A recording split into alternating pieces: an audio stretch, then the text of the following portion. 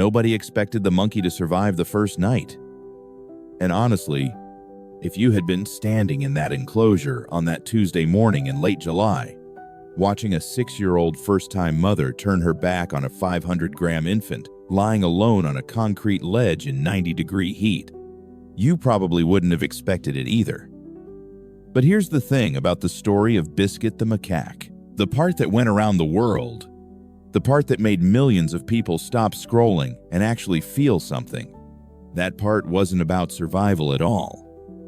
It was about a 23-year-old kid with no formal training, no real credentials, and absolutely no business being the most important living thing in a baby monkey's life. And yet, that's exactly what he became. Danny had been working at the zoo for 14 months when it happened. His official title was Junior Animal Care Specialist, which in practical terms meant he cleaned enclosures, prepped feeding stations, and assisted senior staff on anything that needed an extra pair of hands. He was not a veterinarian. He was not a primate specialist. He had a notebook he carried in his breast pocket and a habit of arriving early because he liked the way the macaque mountain looked before the visitors showed up, when the animals were just living their lives without an audience. That morning, he found the mother sitting high on the upper ledge with her back to the center of the enclosure. That was unusual.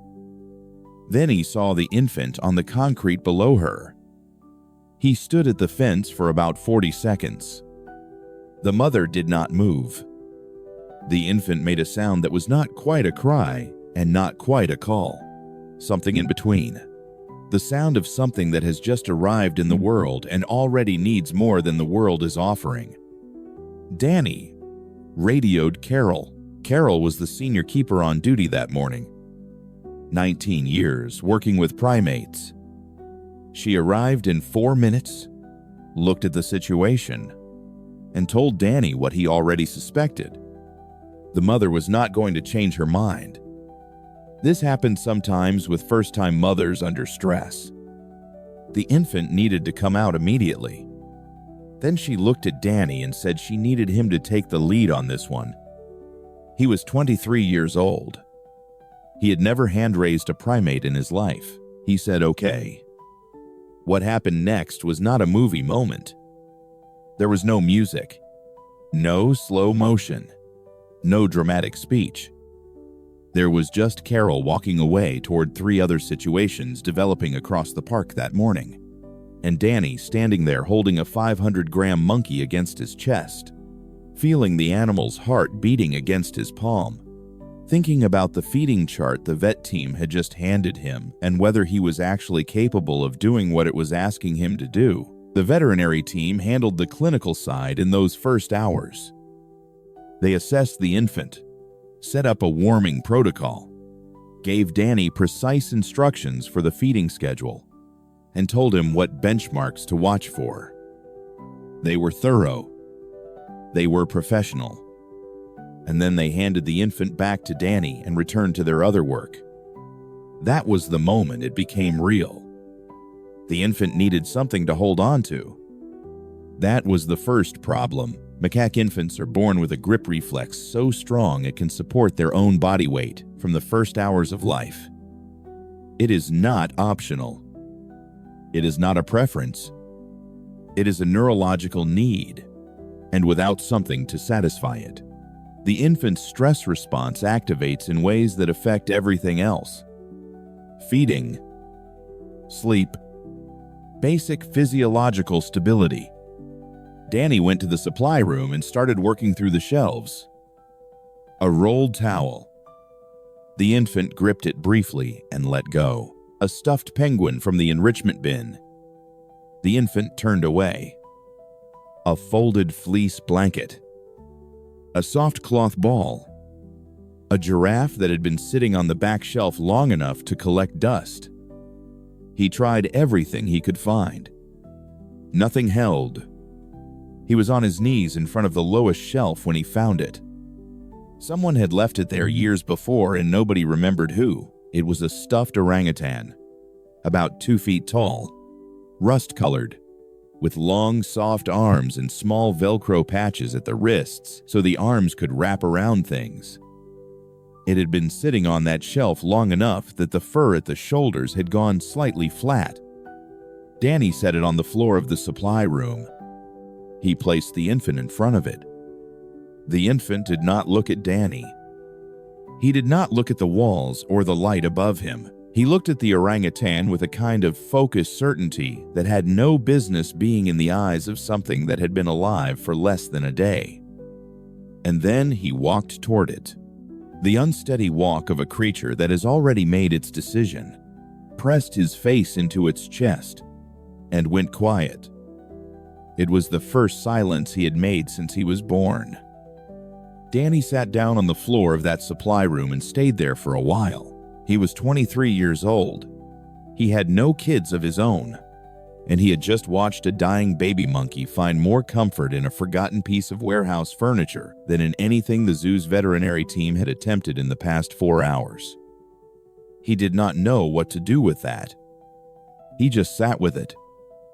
He started calling the infant Biscuit. It was not an official name. It just came out of his mouth on the second morning when the infant climbed up his sleeve and bit the collar of his jacket.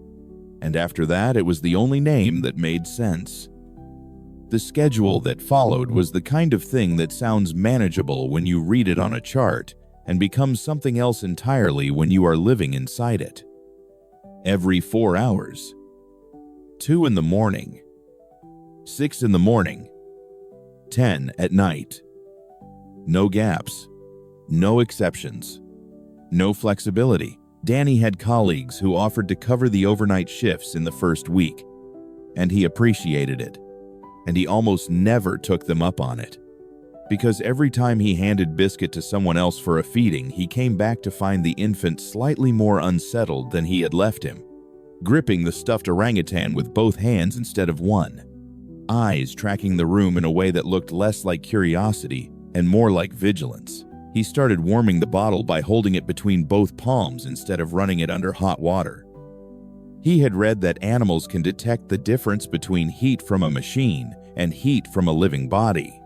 And even if that was not entirely proven, the idea felt important enough to act on. He checked the temperature against the inside of his wrist before every feeding. He entered the holding room the same way every time. Same greeting. Same tone of voice, because Biscuit's first signal of his arrival needed to be consistent and predictable. He kept a notebook, not the official keeper log, which he also maintained with clinical precision, but a small personal one he carried in his breast pocket. He wrote down the things that had no official category. The first time Biscuit voluntarily released the stuffed orangutan to reach for Danny's hand, the morning he discovered that humming while prepping the bottle made Biscuit sit perfectly still on the counter and watch him with something that looked like concentration. The way Biscuit's grip felt different depending on his mood. Lighter when he was settled. Sudden and hard when something startled him. Carol checked in twice a week. She did not say much. Once, at the end of a check-in, she told Danny he was doing good work. He nodded and went back to the feeding station. He did not know yet what good work was going to cost him. By the second month, Biscuit had passed 800 grams. He was climbing everything in the temporary enclosure. He had developed opinions about the order of events in his day and expressed those opinions loudly if the schedule deviated. He had figured out that if he sat on Danny's right shoulder and stared down at whatever Danny was writing, Danny would eventually stop writing and pay attention to him. He was, in every measurable sense, thriving. And that was exactly when the conversation Danny had been dreading finally happened. Carol called him into the keeper station on a Thursday afternoon and told him that the transition timeline was moving forward. Biscuit would be moved to the adjacent enclosure within the week, close enough to hear and smell the colony, to begin the acclimation process. And then, within 30 days after that, he would enter the main mountain. Danny had known this was coming. He had always known it was coming. The entire point of everything he had been doing for the past 2 months was to prepare Biscuit for exactly this. He understood that intellectually, with complete clarity. What he said to Carol was fine. Understood. I'll start the prep. What he did not say was that the previous night, during the 2 a.m. feeding, Biscuit had fallen asleep in his arms before he could put him back in the enclosure. And Danny had sat in the plastic chair in the holding room for an hour and a half with a sleeping monkey on his chest because he could not figure out how to put him down without waking him up, and that during that hour and a half he had understood, with a clarity that was completely unwelcome, that this animal trusted him in a way that was going to make the next phase genuinely painful for both of them. He told Carol he understood. Then he went back to work. The acclimation period was 3 weeks. Biscuit was moved to the adjacent enclosure, and the glass wall between him and the colony became the center of his world. He pressed his face against it every single day. He watched the 60 animals on the other side with an intensity that was striking to everyone who observed it, tracking the movements and arrangements of the troop for hours at a time, cataloging something he had no framework to categorize yet. Danny watched him watch them. He understood what Biscuit was doing. He was studying a language from the outside, learning the vocabulary of a social structure he had never been part of, and the hard truth, the thing Danny had to keep reminding himself of during those 3 weeks, was that no amount of preparation was going to bridge that gap entirely. The only education available for what Biscuit actually needed was the kind you got by walking in and making real mistakes in front of real animals who would respond honestly and without sentiment. There was one afternoon in the 2nd week of acclimation when Danny arrived for the evening check and found Biscuit sitting at the far corner of the adjacent enclosure with his back to the glass, not watching the colony, facing away from it.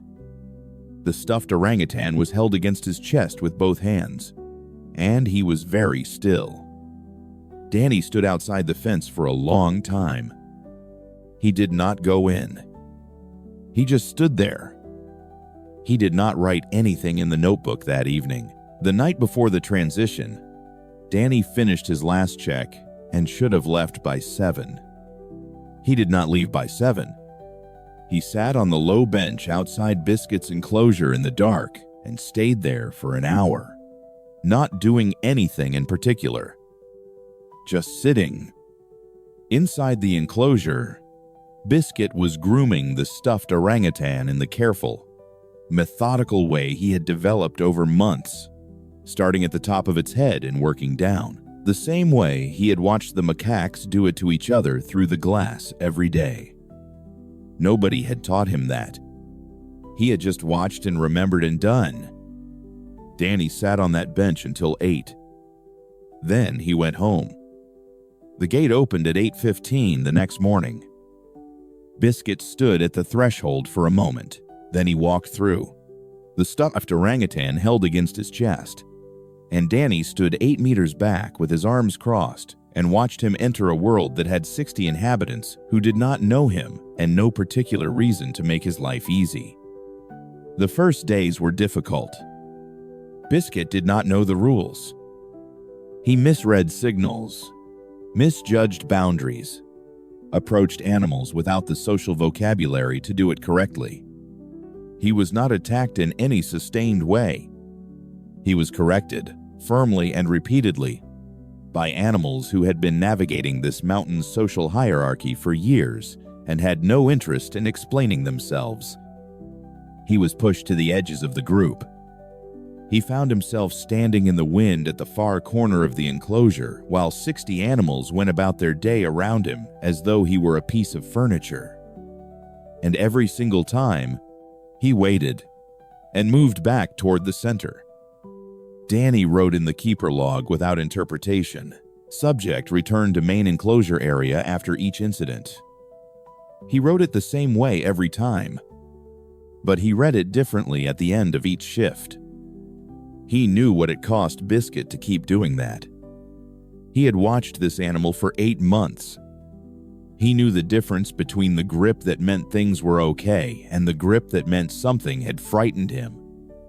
Every evening when he reviewed the day's notes, he could feel both.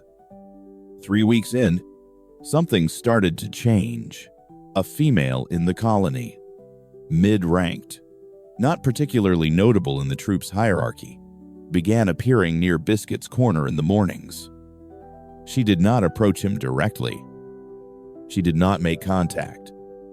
She just sat nearby for a while, and then left. She came back the next morning, and the morning after that, Danny noticed. He did not make note of it in the official log at first. He just watched. On the 32nd day, the female sat down beside Biscuit, reached over without ceremony, and began grooming the back of his neck. Her hands moved from the base of his skull down toward his shoulders in the slow, deliberate rhythm of an animal that has done this 10,000 times. Biscuit sat without moving. He held the stuffed orangutan in his lap and did not pull away. Danny uncrossed his arms.